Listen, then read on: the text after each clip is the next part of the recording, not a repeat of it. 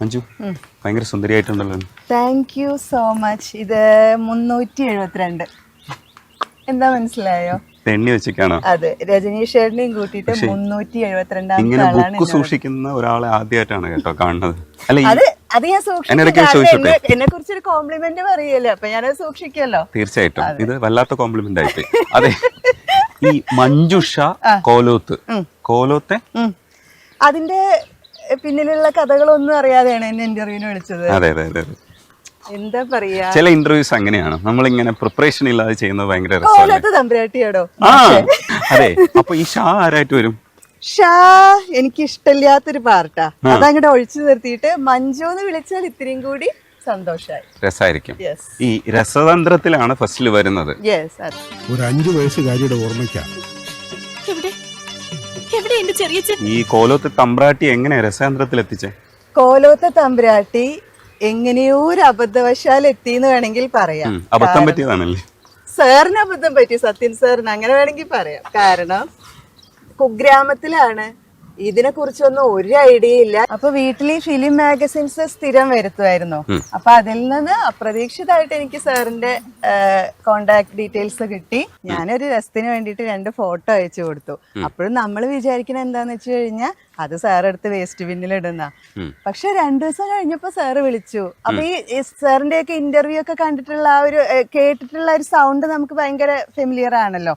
അപ്പൊ മഞ്ജു, ഞാൻ സത്യനന്ദിക്കാടാണ്. ഞാൻ അയ്യോ, എന്നെ ആരോ വിളിച്ച് പറ്റിക്കാന്നാ ഞാൻ വിചാരിച്ചത്. അപ്പൊ എങ്ങനെ ഫോട്ടോ കിട്ടി. അപ്പൊ എന്റെ കാര്യങ്ങളൊക്കെ ചോദിച്ചു. അപ്പൊ മഞ്ജു ഒന്ന് വരും, നമുക്കൊന്ന് കാണാം, ഞാനിപ്പോ ഒരു പുതിയ ഫിലിമിന്റെ തയ്യാറെടുപ്പിലാണ് എന്ന് പറഞ്ഞു. അപ്പൊ നമ്മളാകെ സർപ്രൈസ്ഡ് ആവണോ, സാറിനെ കാണാനുള്ള ഒരു എക്സൈറ്റ്മെന്റും. അങ്ങനെ ഇടയ്ക്കൊന്ന് ചോദിച്ചോട്ടെ, അതൊക്കെ പക്ഷേ ഈ രസതന്ത്രം കഴിഞ്ഞിട്ട് കുറച്ച് പടങ്ങളിലൊക്കെ വന്നിട്ടുണ്ടായിരുന്നു. ഇപ്പൊ ഒടുവില് മാളികപ്പുറത്തിലാണ് കണ്ടത്. ഇതിനിടയ്ക്ക് എവിടെ വിളിച്ചിരുന്നു? ഇതിനിടയ്ക്ക് ഞാൻ എന്റെ കുഴപ്പം കൊണ്ടാണ്, ഞാൻ കോണ്ടാക്ട് കീപ്പ് ചെയ്യണതിൽ വളരെ മോശം.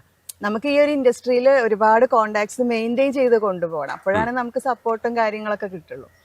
അപ്പൊ ഞാൻ അതിൽ ഇത്തിരി വീക്കായിരുന്നു. പിന്നെ പേഴ്സണൽ ലൈഫ്, അതിലിടയ്ക്ക് മാരേജ് കഴിഞ്ഞു, കുട്ടികള്, പിന്നെ ഞാൻ വേറെ ജോലി. കല്യാണം കഴിഞ്ഞതാണോ? കണ്ടാ തോന്നില്ല. അങ്ങനെയൊക്കെ. മഞ്ജു ശരിക്കും എന്റെ സുഹൃത്തു കൂടെയാണ്. സത്യത്തിൽ ഈ വിവരങ്ങളൊക്കെ എനിക്ക് അറിയാം കേട്ടോ, അതുകൊണ്ടാണ് കോമിക്കായിട്ട് ചോദിച്ചത്. അല്ല, അതുകൊണ്ട് രജനീഷേട്ടനോട് ഞാൻ ഫ്രീ ആയിട്ട് സംസാരിക്കുന്നില്ല. ഇല്ലെങ്കിൽ കാശ് വാങ്ങിക്കുമായിരുന്നു. അതല്ല, പ്രേക്ഷകര് വിചാരിക്കും ഇത്രയും നല്ലൊരു ആങ്കറിനോട് ഈ പെണ്ണ് എന്തൊക്കെയാ ഈ സംസാരിക്കണ പോടം ഭാഷയെന്നൊക്കെ പറയുമ്പോഴേ അവർക്കൊരു ഇതുണ്ടാവുമല്ലോ. ഈ രസതന്ത്രം കഴിഞ്ഞിട്ട് പിന്നെ സത്യൻ സാറിന്റെ കുറെ സിനിമകൾ തന്നെ തുടർച്ചയായിട്ട് വന്നിട്ടുണ്ട്. ചെയ്തോ.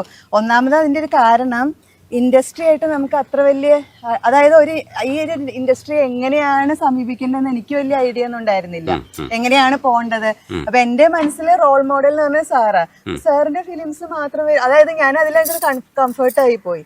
അപ്പൊ തുടർന്ന് എങ്ങനെ പോകണമെന്നൊരു ഐഡിയ ഉണ്ടായിരുന്നില്ല. അപ്പൊ അധികം സാറിന്റെ ഫിലിംസിലാണ് കൂടുതൽ. മഞ്ജു അല്ലാതെ സംസാരിക്കുമ്പോൾ പാലക്കാടൻ സ്ലാങ് ആണ് വരാറുള്ളത്. ഇപ്പൊ പിടിച്ച് സംസാരിക്കണേണോ മഞ്ജു? അങ്ങനെയൊന്നുമില്ല. ഇന്റർവ്യൂ വന്നപ്പോ മാറിയല്ലോ. ഇല്ല എന്ന് പറഞ്ഞോളൂ, ഞാൻ ലോ ലെവലാവാ, കുറച്ചുകൂടെ ലോ ലെവൽ. അല്ല, അതെന്താണെന്നറിയോ, എന്റെ സംസാരത്തില് ഞാൻ ഒരു സമയത്ത് ഭയങ്കര ഈഗോ അടിച്ചിരുന്നു, കോംപ്ലക്സ്. അതായത് നന്നല്ല, ഭയങ്കര ഞാൻ പറഞ്ഞത് ഗ്രാമീണത കൂടുതൽ വരുമ്പോ ആൾക്കാർക്ക് അത് അത്ര വലിയ ഇഷ്ടമൊന്നും ആവില്ല എന്നാണ് ഞാൻ കരുതിയത്. അപ്പൊ ഞാൻ ഒരു ദിവസം സാറോട് പറഞ്ഞു, സാർ എന്റെ സംസാരം ഭയങ്കര ബോറാണോ, ഇങ്ങനെയൊന്നല്ലേ ഒരു ആർട്ടിസ്റ്റ് സംസാരിക്കട്ടെ. അപ്പൊ എന്നോട് പറഞ്ഞു, അതായത് ഇനിയിപ്പോ മഞ്ജു മാറ്റി പിടിച്ചിട്ട് വേറൊരു ആർട്ടിഫിഷ്യൽ സംസാരത്തിലേക്ക് പോയാൽ അവിടെ മഞ്ജു ഇല്ല, വേറെ ആരോ ആണ് സംസാരിക്കുന്നത്. മഞ്ജു എന്ന് പറഞ്ഞാൽ ഇതാണ്, ഇങ്ങനെ തന്നെ പോയാൽ മതി. അപ്പൊ പിന്നെ എനിക്ക് ഇപ്പൊ പ്രശ്നമൊന്നുമില്ല. ഇപ്പൊ ഞാൻ എല്ലാവരോടും ഇങ്ങനെ തന്നെ സംസാരിക്കാം. എന്റെ അങ്ങനെ ഇഷ്ടപ്പെട്ടവരും ഇഷ്ടപ്പെട്ടാൽ മഞ്ജുവിനെ ഞാനും ഇഷ്ടപ്പെട്ട അതുകൊണ്ടാണ്. അതെല്ലേ, താങ്ക് യു. ആ ഒരു നിഷ്കളങ്കതയുണ്ടല്ലോ, ആ സ്ലാങ് ആണ് ശരിക്കും മഞ്ജു ഇവള് കൊള്ളാലോ എന്ന് തോന്നിയതില്ലേ. ഈ കഥ തുടരുന്നു പാപ്പിയപ്പച്ചയിലൊക്കെയാണ് കുറച്ചുകൂടെ ശ്രദ്ധിക്കപ്പെട്ടത്, പ്രേക്ഷകർക്ക് മനസ്സിലാവുന്ന ഒരു പക്ഷേ റോളുകളൊക്കെ ആയിരിക്കും. കഥ തുടരുന്നൂലെ ലളിത ചേച്ചിയുടെ പൂജാരിയുടെ കൂടെ ഒളിച്ചോടി പോടുന്ന ആ ഒരു ക്യാരക്ടർ പറഞ്ഞിട്ടാണ് അധികം പേരും തിരിച്ചറിയാം. ഒളിച്ചോട്ടക്കാരി. അതിലൊരു രസം എന്താന്ന് വെച്ചാ, ആ സീനിൽ അഭിനയിച്ചത് ക്യാമറാമാൻ വേണു സാറിന്റെ അസിസ്റ്റന്റ് ആയിരുന്നു അന്ന്, വിഷ്ണു ചേട്ടൻ. അപ്പൊ ആ സമയത്ത് ഒരു ആർട്ടിസ്റ്റിനെ ആവശ്യം വന്നപ്പോ പുള്ളിയാണ് അതില് എന്റെ കൂടെ അഭിനയിച്ചത്. അത് കഴിഞ്ഞ് കുറെ വർഷങ്ങൾ കഴിഞ്ഞ് ലാസ്റ്റ് മാളികപ്പുറം ചെയ്ത സമയത്ത് ഞാൻ അവിടെ ലൊക്കേഷനിൽ ചെന്നപ്പോ പെട്ടെന്ന് ഞാൻ പുള്ളിയെ കണ്ടപ്പോ അതിന്റെ DOP ആണ്. ഓ കൊറേ വർഷങ്ങൾക്ക് ശേഷം അന്ന് ഒളിച്ചോടിയിട്ട് ഇപ്പോ എന്നൊക്കെ പറഞ്ഞിട്ട് പരിചയം പുതുക്കാൻ പറ്റി. പിന്നെ അത് കഴിഞ്ഞിട്ട് അത് അല്ലാതെ എനിക്ക് കുറച്ചും കൂടി ഒരു ഇതായി തോന്നിയത് പാപ്പിയപ്പച്ച. അതില് ദിലീപേന്റെ അനിയത്തിയായിട്ട്, അതും ഇപ്പോഴും എല്ലാവരും തിരിച്ചറിയണ ദിലീപേന്റെ അനിയത്തിയല്ലേ പാപ്പിയപ്പച്ചയില്, അങ്ങനെ ചോദിക്കും. പക്ഷെ സത്യത്തിൽ സത്യൻ സാറും തിരിച്ചറിഞ്ഞത് അതുകൊണ്ടായിരിക്കില്ല, നിങ്ങൾക്ക് ഒരു അനിയത്തിക്കുട്ടിയാവാനുള്ളൊരു എന്തൊക്കെയോ നമ്മൾ ഈ മലയാളികളുടെ കുറച്ച് സങ്കല്പം. പിന്നെ ഭാഗ്യദേവതയിൽ ഇന്നസെന്റിന്റെ മോളായിട്ട് അതിലും അത്യാവശ്യം നല്ലൊരു ക്യാരക്ടർ ആയിരുന്നു.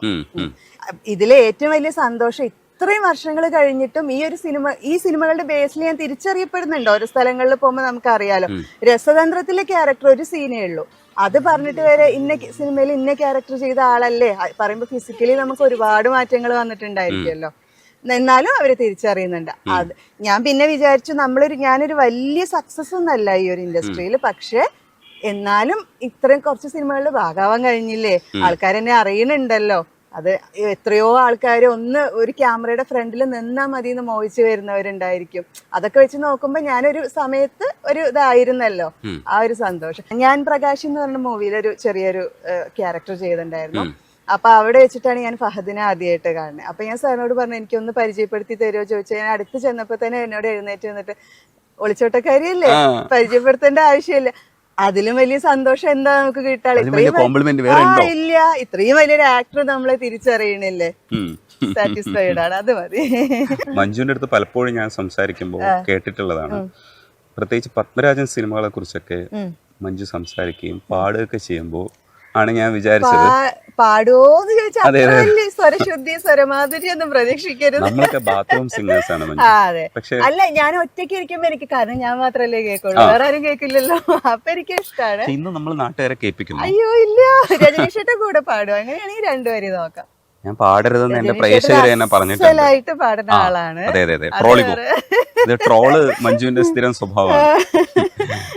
ശരിക്കും ഇത് കാണുമ്പോൾ ശരിക്കും നമുക്ക് പാർക്കാൻ മുന്തിരി തോപ്പുകളൊക്കെ ഉണ്ടല്ലോ, ആ പടമൊക്കെ ശരിക്കും മഞ്ജു സംസാരിക്കുമ്പോൾ അതിന്റെ ഒരു ആംഗിള് കേൾക്കാൻ എനിക്ക് ഭയങ്കര രസമാണ്. അത് ഞാൻ ഗന്ധർവൻ, അതൊക്കെ എനിക്ക് പ്രാന്താണ്, സത്യം പറയാം. എന്താണെന്ന് ഞങ്ങൾക്ക് തോന്നിയിട്ടുണ്ട്. അതെന്താന്ന് വെച്ച് കഴിഞ്ഞാൽ അതിലെ കുറച്ച് ചില ഡയലോഗുകളൊക്കെ ഇപ്പൊ നമുക്ക് ഇൻസ്റ്റയിലൊക്കെ റീൽസ് ആയിട്ടൊക്കെ നമുക്ക് ഇപ്പൊ അധികം കാണാൻ പറ്റുന്നത്. നമുക്ക് ഗ്രാമങ്ങളിൽ ചെന്ന് രാപ്പാർക്കാം, അതികാലെ എഴുന്നേറ്റ് മുന്തിരിത്തോപ്പുകളിൽ പോയി മുന്തിരിവള്ളികൾ പൂത്ത് തളിർത്തുവെന്നും മാതളനാരകം പൂത്തു വിടർന്നു എന്നും നോക്കാം, അവിടെ വെച്ച് ഞാൻ നിനക്കെന്റെ പ്രേമം തരും. എന്ത് ഇതായിട്ടുള്ള ഡയലോഗുകളാണ്. ഈ ഡയലോഗ് ഇങ്ങനെയല്ലല്ലോ പറയേണ്ടത്, നമ്മൾ കുറച്ചുകൂടെയൊക്കെ തിരിഞ്ഞു നിന്ന് നല്ലൊരു ഷോട്ടൊക്കെ വെച്ച് റൊമാൻറ്റിക് ആയിട്ട്. ഓ, ക്യാമറ ഉള്ളതാണ് കുഴപ്പം കേട്ടോ, ഇല്ലെങ്കിൽ മഞ്ജുവിന് കുഴപ്പമൊന്നും ഇല്ലെന്നാണ് മഞ്ജു പറഞ്ഞു വരുന്നത്. മഞ്ജു തിരിച്ച് പാലക്കാടേക്ക് പോവേണ്ടതാണ്. അതെ, അത് ശരിയാ, അതുകൊണ്ട് ഞാനിങ്ങനെ കൺട്രോൾ ചെയ്ത് നിൽക്കുകയാണ്. അല്ല എനിക്ക് അതൊക്കെ അല്ല, എങ്കിലും കുറച്ചുകൂടെ റൊമാൻറ്റിക് ആയിട്ട് അത് പറഞ്ഞ എങ്ങനെയായിരിക്കും മഞ്ജു പറയാ? ഈ ഡയലോഗ് മുഴുവനും അറിയാൻ തോന്നുന്നല്ലേ? അല്ല, ഇത് ഞാൻ കണ്ട് എനിക്ക് പഠിച്ചു. ആ ഡയലോഗ് മുഴുവനും ഒന്ന് പറയാ, കേക്കട്ടെ. എന്റെ മുഖത്തൊക്കെ റൊമാൻസ് വരില്ലെങ്കിലും. അതല്ല, നമുക്ക് ഗ്രാമങ്ങളിൽ ചെന്ന് രാപ്പാർക്കാം, അതികാലെ എഴുന്നേറ്റ് മുന്തിരിത്തോപ്പുകളിൽ പോയി മുന്തിരിവള്ളികൾ പൂത്ത് തളിർത്തുവോ എന്നും മാതളനാരകം പൂത്തു വിടർന്നുവോ എന്നും നോക്കാം, അവിടെ വെച്ച് ഞാൻ നിനക്കെന്റെ പ്രേമം തരും. അയ്യോ, ആരും ട്രോളരുത്. ആരും ട്രോളണ്ട, എല്ലാവരും ട്രോളിക്കോ. അല്ല, അതെന്താണെന്നറിയോ, അതൊക്കെ ഒരു ഫീലാണ്.